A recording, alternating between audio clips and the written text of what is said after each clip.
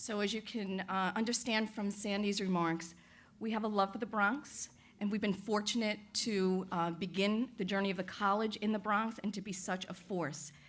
And over the years, Stephen and Mark have partnered so closely with many of the community leaders in the Bronx, and we're delighted today that our borough president from the Bronx, Mr. Ruben Diaz, will be joining us to share his reflections. Mr. Diaz.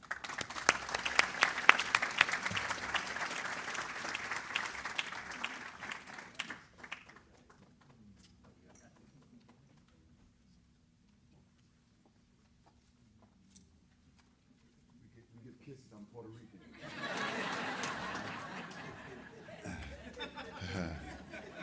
Good afternoon, everyone. Mayor Bramson, you know, I know we in New Rochelle, but the boogie down is in the house.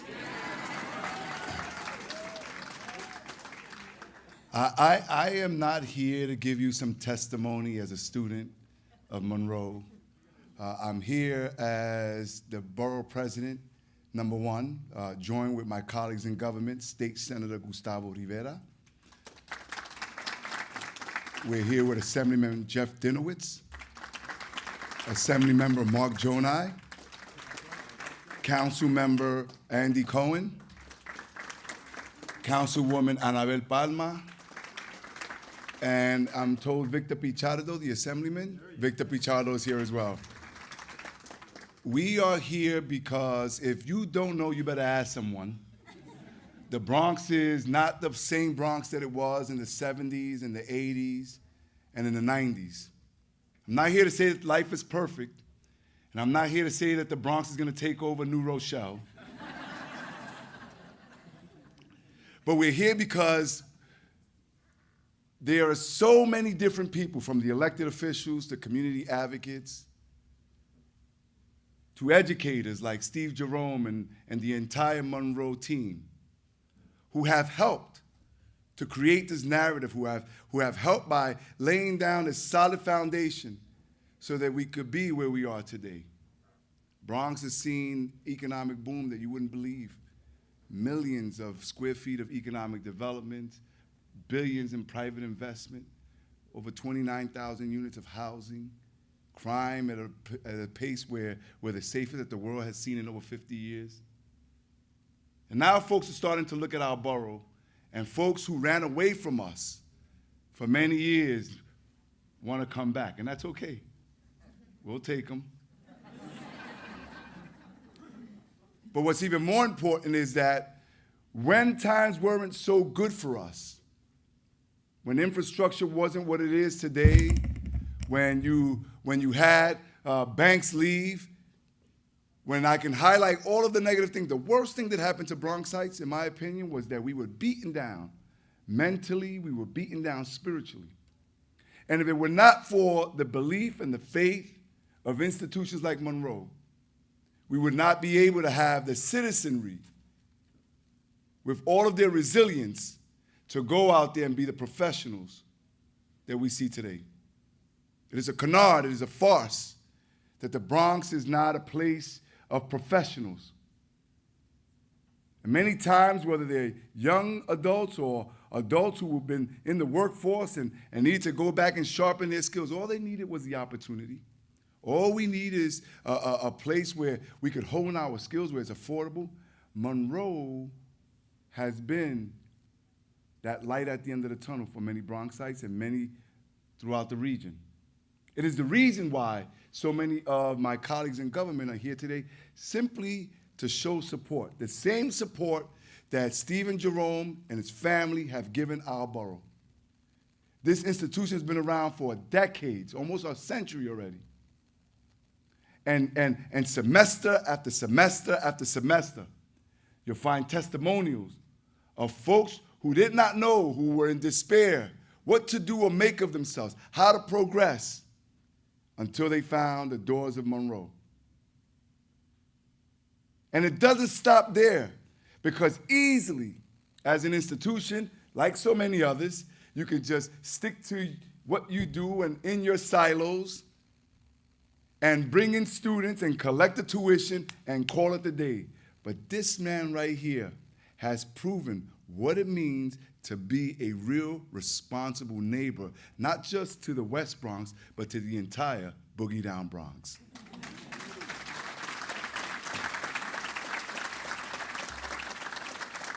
So as the borough president, I'm here to say thank you, Steve Jerome.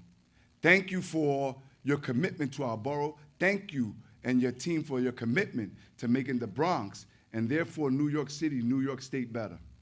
I'm also here as a friend. Thank you because as a young assembly member, you saw something in me. I don't know what you saw.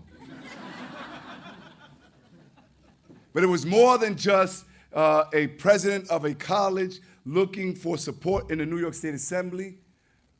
We've developed a relationship, a friendship. You've been able to tell me when you thought I was doing a good job. We've sat in your offices and you've told me other things as well.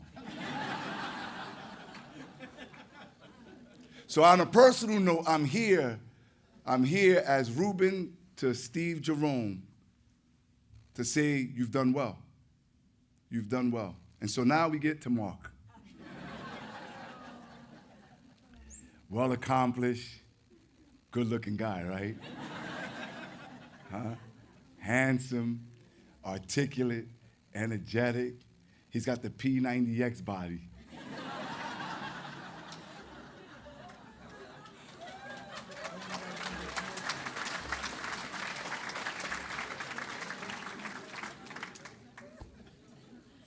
Marc has become a good friend as well.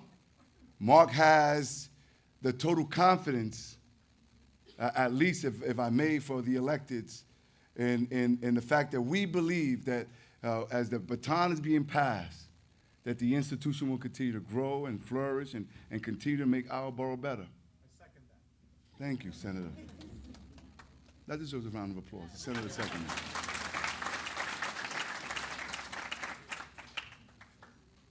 All of the credentials, you could read his biography. All of your commitment. Because you too, standing alongside of your dad, I'm not gonna say your old man, even though I just said it. But you've been there for many, many years, building on that legacy. And so here you are now, and you're gonna reach the pinnacle of leadership in Monroe. And with all of the hard work and the beautiful family that you have and all of the accomplishments, I believe today is probably the most significant, and let me tell you why, and I'll shut up after this. If you study the ancient philosophies, Chinese philosophies of Confucius, there's something that he called filial piety, where we pay respect to those who are generations before us, to your parents, your grandparents, the elders, so to speak. And that's always, there's always merit in that. But as a son, no matter what you accomplish in life, as a son or a daughter, I believe the greatest accomplishment is when your mother or your father says, I believe in you. I've done X, Y, Z, and it's time for me to go, maybe not too far. It's time for me to chill. But I believe that you have the necessary tools. I have the confidence in you. So while as young folks we may look and pay respects to the elderly, for me as a son, many of you know who my dad, and my family is extremely political. But when my father turned to me and said, you are now the political leader of this family, there's nothing, no title I got elected to. There are no awards that I've received. There's nothing more significant than that. And so, with all the things that you have accomplished, the biggest, greatest thing that you need to be proud of today is that this institution is changing lives every single day. That it comes from a family who believed in educating folks for decades. That your dad put everything he's had into it, and that now he's entrusting you with this responsibility. It means that he believes in you. We believe in you. We know you got the mots. And so I look forward to working with you as the borough president, with my colleagues in government. But even more importantly, like your father, I look forward to having many, many years of a personal friendship. God bless you all, and congratulations.